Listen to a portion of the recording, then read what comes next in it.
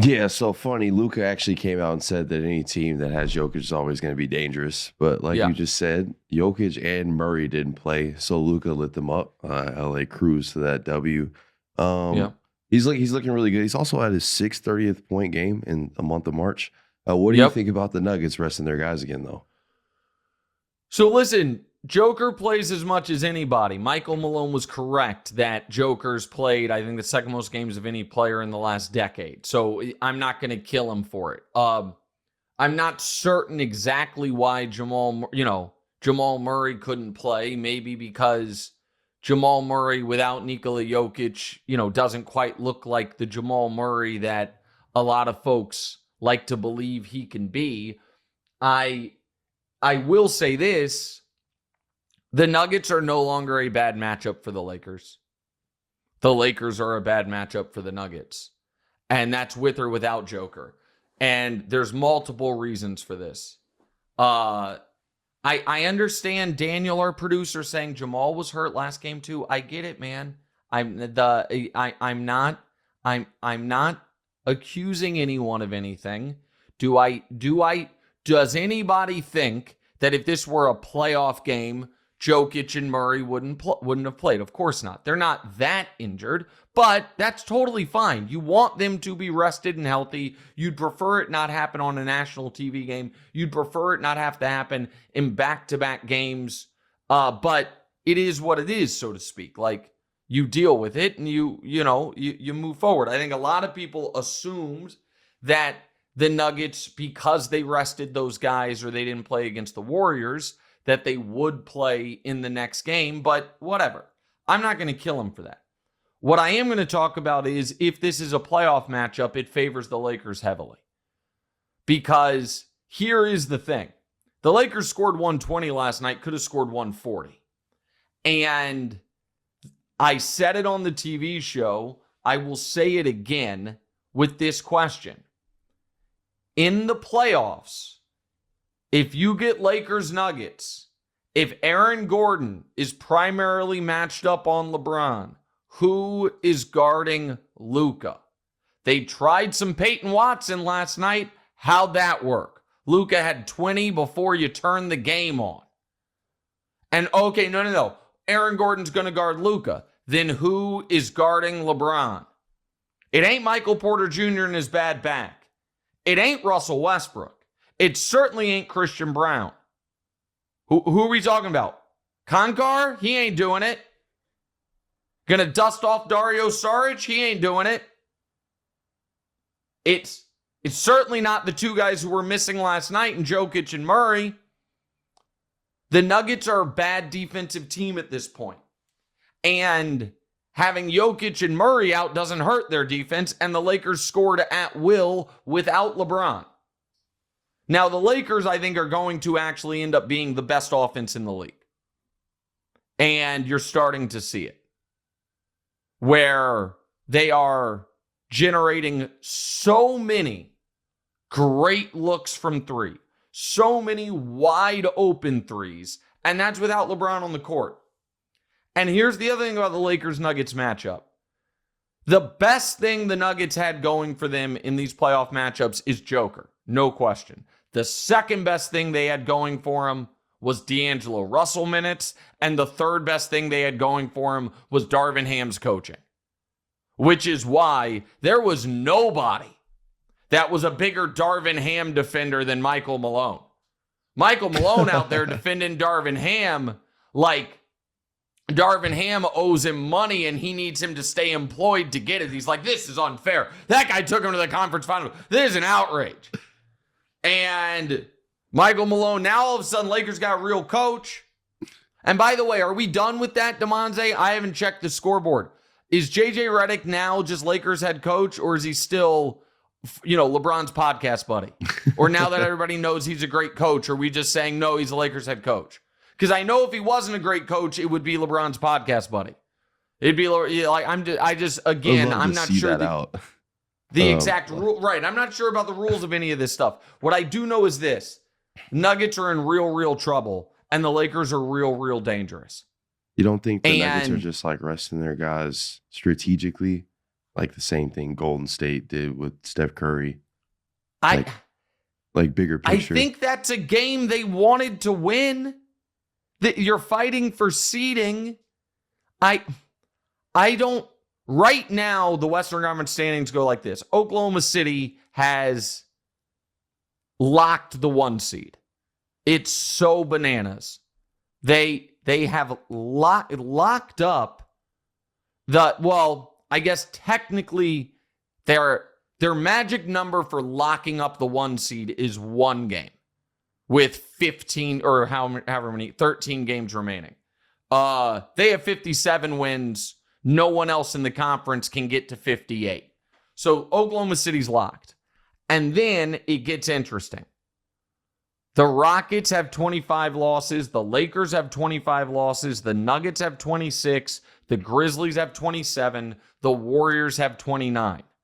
Clippers 30. Timberwolves 31. So 2, 3, 4, 5. 2 games apart. 2, 3, 4. 1 loss apart.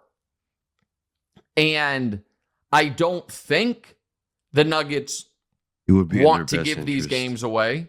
Right. Say it again. It would be in their best interest being 1 game. I mean, they were tied before last night, and then now absolutely. The Lakers are up. Yeah.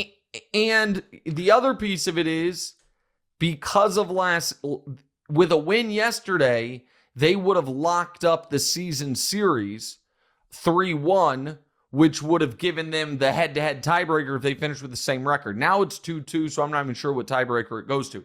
Now the Nuggets they get Portland next, then Houston, Chicago. Like, I'm just looking at their easy, tough games. I think when we went to Tankathon before, and we checked it, I thought the Nuggets were league average, essentially, remaining strength of schedule. They have it's a little tougher than league average. They have the 11th hardest strength of schedule left. The Lakers, by the way, have the 3rd hardest strength of schedule left.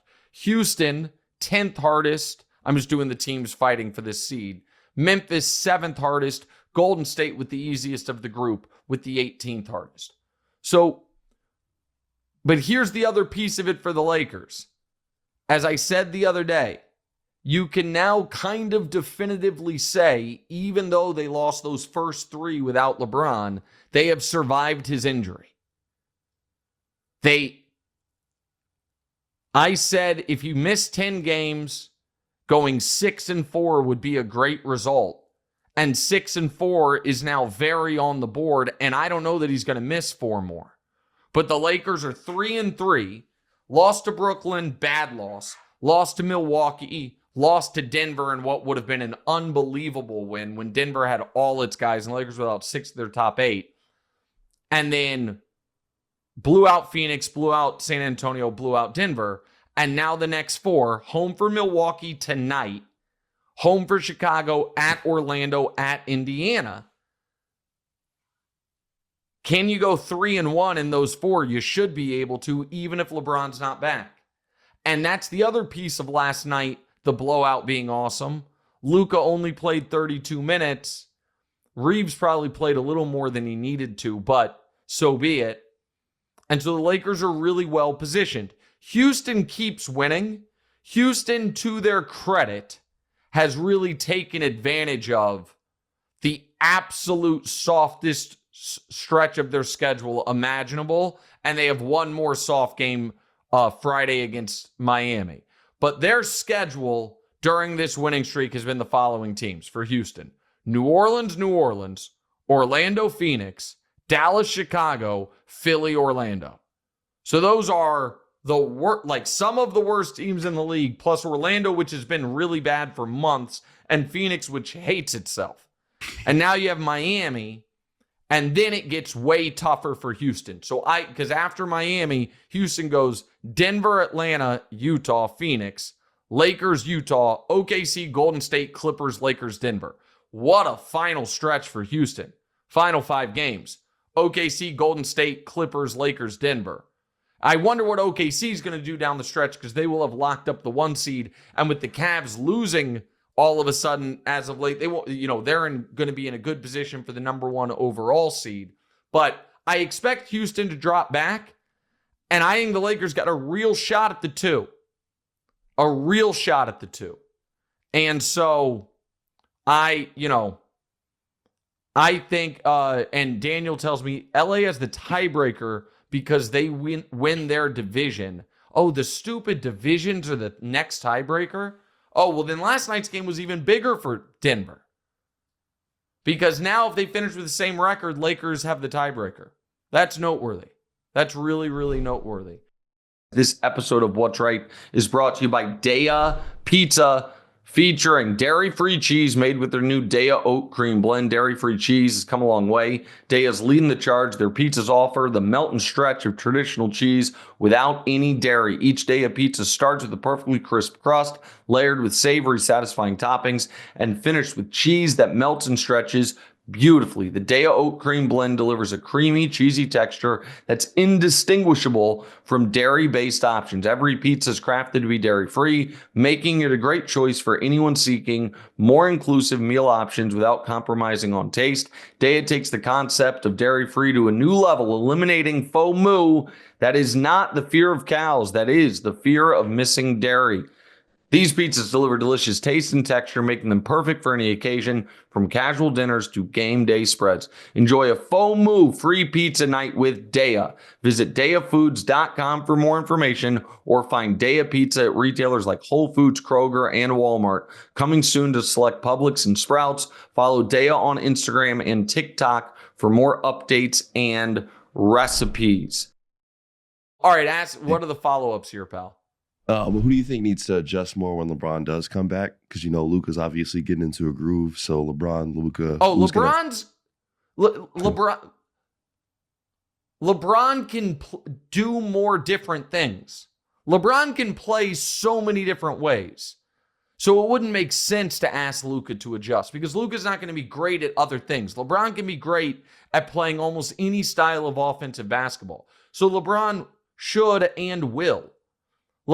And so that to me is not even a concern. And one of the benefits, Demonze, to having every single statistical record in NBA history already accomplished, you don't have to worry about your stats as much. When you already have all the records, you already have all the All-NBAs, all the points, all of that, you don't really have to necessarily put that first and foremost in your mind. Now, I will tell you this. A sneaky stat that LeBron cares about that is such a silly one. Is it the double digit? What? Oh, well, no. That one's not sneaky. That one's definitive. The 1,300 straight games of at least 10 points. But he doesn't have to try to get that one. It's that he has averaged at least 25 points per game to the 10th of a point in every single year of his career, except for his rookie season. 21 straight years. And the reason I know he cares about it is a few years ago, post-ankle injury, going into the final game of the year, he needed a bucket. I think he knew the exact amount of points he needed, and he needed a bucket late and went and got it. So he finished that year averaging 25.000. Right now, this moment, LeBron has played 58 games and has scored 1,450 points. So let's just do the math on that. 1,450 divided by 58, that is 25.00000. So here's the point I'm making. I do think LeBron will want to make sure when he comes back, he's still getting 25 a night. I haven't talked to him, but I think that is a sneaky one that he would be annoyed if he missed it by a couple 100ths of a point. So just keep even that with in him mind. having to make the adjustments with Luka, him getting 25 points isn't a stretch. I don't think that's going to be hard to do even with his new role. I actually think his scoring might go up with the new role, because I think his assists will plummet and scoring go up a bit and rebounding go up a lot. That's what I would anticipate is going to happen here.